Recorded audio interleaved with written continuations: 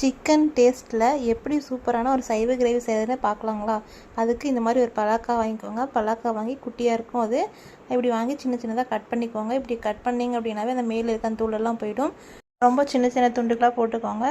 இந்த மாதிரி கட் பண்ணிவிட்டு ஒரு டைம் வாஷ் பண்ணிக்கோங்க. ஒரு ஸ்பூன் இஞ்சி பூண்டு பேஸ்ட், கொஞ்சமாக மஞ்சத்தூள், கொஞ்சமாக உப்பு போட்டு கொஞ்சமாக தண்ணி ஊற்றி வேக வைங்க. இது நல்லா வெந்துடணும். இப்போ ஒரு கடாயில் கொஞ்சமாக எண்ணெய், கடுகு, கருவேப்பிலை, பச்சை மிளகா, வெங்காயம் இதெல்லாம் போட்டு நல்லா தாளிச்சுக்கோங்க. வெங்காயம் நல்லா வதங்கினதுக்கப்புறம் ஒரு தக்காளி, கொஞ்சமாக கொத்தமல்லி தழை, ஒரு ஸ்பூன் இஞ்சி பூண்டு பேஸ்ட் போட்டு நல்லா பச்சை வாசம் போகிற அளவுக்கு வதக்குங்க. இது கூடவே கொஞ்சமாக பட்டை மசாலா போட்டுக்கோங்க. கொஞ்சம் கூடவே ஒரு ஸ்பூன் மிளகாய்த்தூள் போட்டுக்கோங்க. மிளகாய்த்தூள் போட்டு நல்லா வதங்கினதுக்கப்புறம் நம்ம வேக வச்சு வச்சுருக்க அந்த கிரேவி எடுத்து உள்ளே ஊற்றிக்கோங்க. இது கொஞ்சம் தண்ணி மாதிரி தான் இருக்கும். அதுக்கப்புறம் நல்லா சுண்ட வைங்க. அப்போ தான் அந்த உப்பு காரெல்லாம் ஏறும். இந்த மாதிரி நல்லா சுண்டதுக்கப்புறம் ஒரு ஸ்பூன் பெப்பர் போட்டு இறக்குனீங்க அப்படின்னா சூப்பரான சுவையான சைவ கிரேவி சூப்பராக இருக்கும். இது சாப்பாடுக்கு செம்ம டேஸ்ட்டாக இருக்கும்.